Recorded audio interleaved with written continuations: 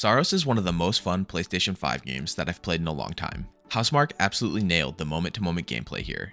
The movement is smooth, the combat feels incredible, and once the game gets rolling, it's honestly hard to put down. But the more that I played Saros, the more that I started feeling like it was caught between two completely different ideas. On one hand, it wants to be this gameplay-first roguelite where every run feels dynamic and player-driven. On the other, it's trying to deliver a more cinematic, Sony-style narrative experience.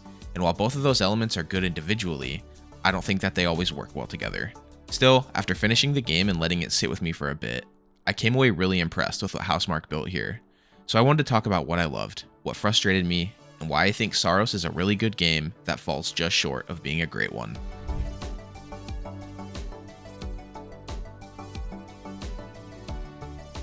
And before we jump in, just a quick spoiler warning, because I will be talking about all contents in the game. The gameplay in Saros outshines nearly every other aspect of the game, and in my opinion, that's a really good thing. I never played Returnal, so I went into this game completely blind, and I was delighted at how good it felt to play.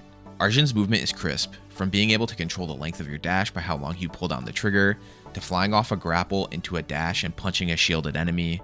The movement feels immaculate. There's hardly any clunkiness to controlling Arjun at all, and I think that's really important in a roguelite, because you're spending all of your time controlling this character and navigating levels over and over again. So being able to masterfully control Arjun with hardly any friction at all is no small feat, and I think that absolutely should be called out. Outside of general character movement, the rest of the game feels really great to play as well.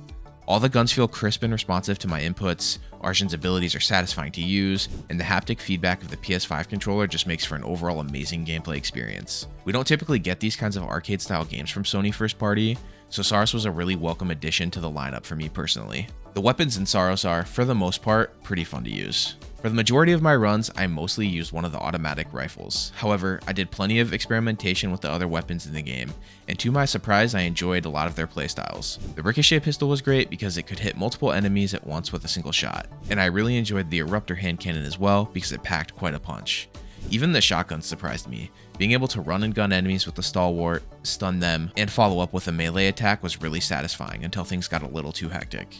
The crossbows are also really cool. I particularly like the repeater and impactor because they felt very hefty with their shots, but they were also very slow and they forced me to switch up my gameplay a little bit. The one set of weapons that never really clicked with me were the chakram weapons. In theory, they're a cool idea, and I respect that Housemarque swung for the fences here, but they just weren't for me. Especially that Ripsaw Chakram. You're basically running around, shooting discs into enemies, and then using the alt fire to deal damage through the embedded discs. I respect that they tried something completely different here, but compared to the immediacy of the other weapons, they just did not feel nearly as satisfying to use. Outside of that though, I do think some of the cracks start to show once you get deeper into the game, because while I think that the weapon variety itself is really good, I don't think all the weapons are balanced equally. To be honest, I don't really know why you wouldn't use the smart rifle or other assault rifle for like 94% of your runs.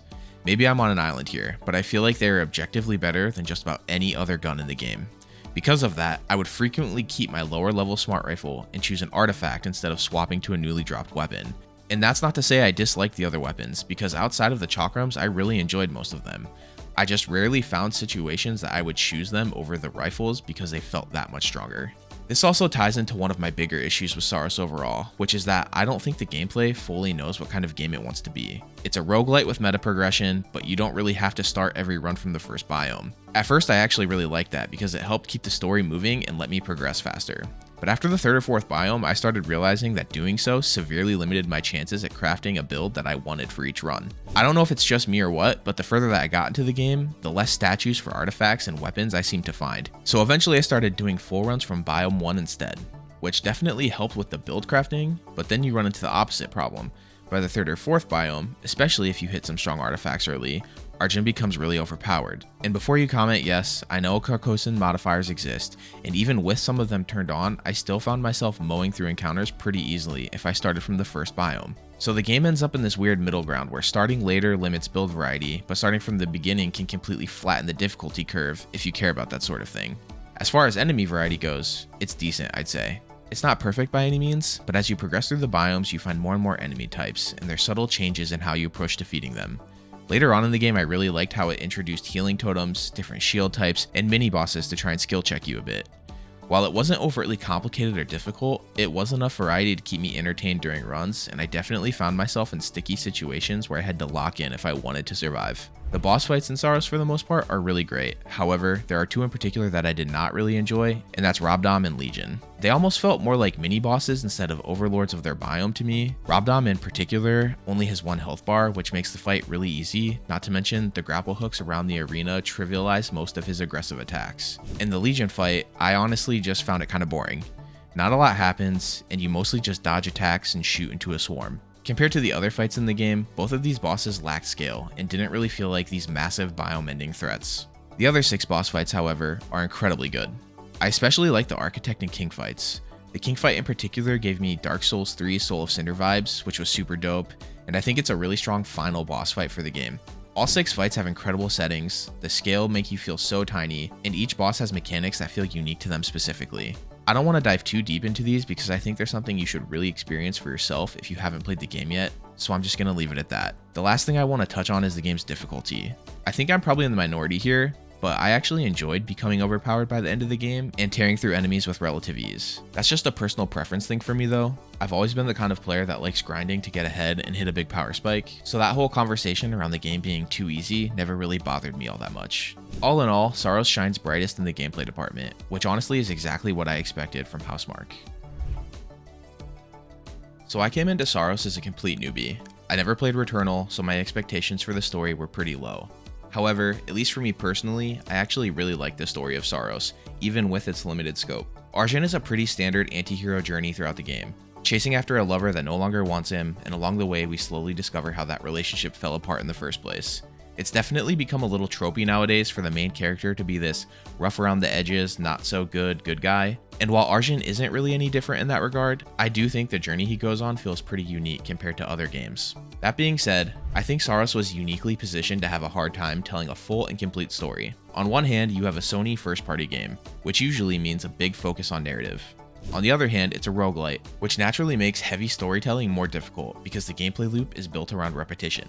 For the most part though, I actually think Saros handles that balancing act pretty well. There's plenty of additional story content through audio logs and text logs that help flesh out this world and explain what happened on Carcosa.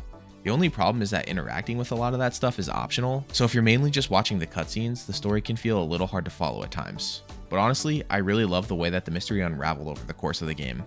Realizing that the Overlords are actually members of Echelon 1 who succumbed to the Eclipse was a super cool reveal, and learning what happened to Echelon 2 and 3 and how we arrived during the fallout of all that was genuinely interesting to piece together. I also really liked watching Arjun slowly unravel throughout the game as he's forced to confront the person he used to be back on Earth, and realize that a lot of what he was chasing was for the wrong reasons in the first place. By the end of the game, seeing him finally accept his past and choose to move forward felt surprisingly satisfying to me.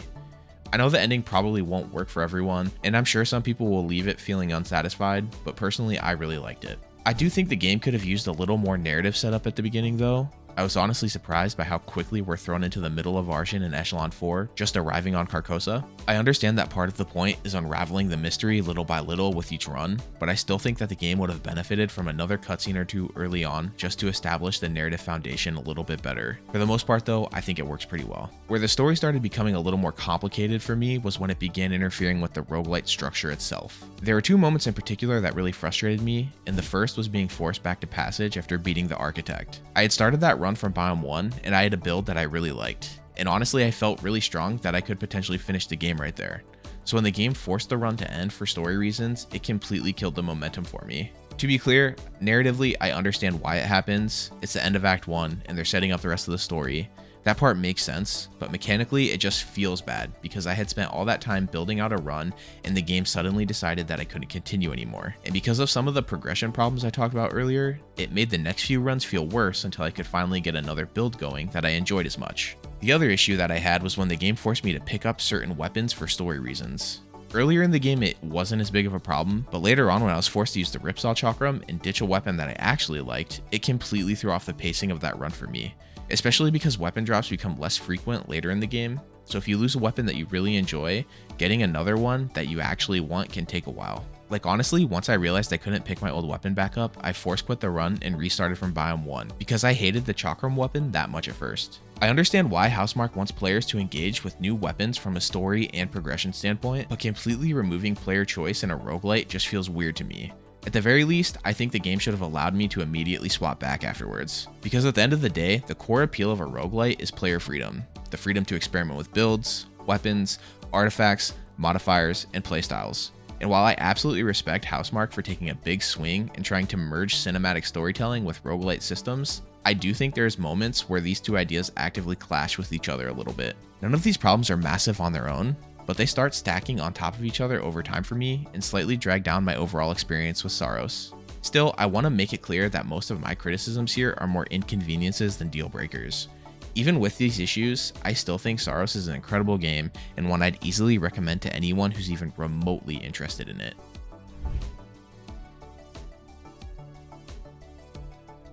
To close out my thoughts on Saros, I really do think it's a great game and absolutely worth your time. More than anything, this is a gameplay first kind of game, and honestly that's really refreshing coming from a Sony first party title. The movement feels incredible, the combat loop is insanely satisfying, and when Saros is firing on all cylinders, it's genuinely hard to put down. Even with some of the messy execution between the story and roguelite systems, I still found myself really invested in the mystery of Carcosa and Arjun's journey throughout the game. I don't think Housemarque completely nailed the balance between cinematic storytelling and player-driven progression, but I respect the hell out of the fact that they took a big swing trying to merge these two ideas together. At the end of the day though, Saros shines brightest in its gameplay, and that's exactly where it needed to succeed. Housemarque clearly knows what they're doing with this style of third-person action bullet hell game, and if they continue refining this formula, I think they've got something really special on their hands. As for my final rating, I'm putting Saros at the very top of B tier, making it a B+. The gameplay alone carries this game incredibly hard for me, but some of the friction between the roguelite systems and the narrative structure keeps it from reaching that next level.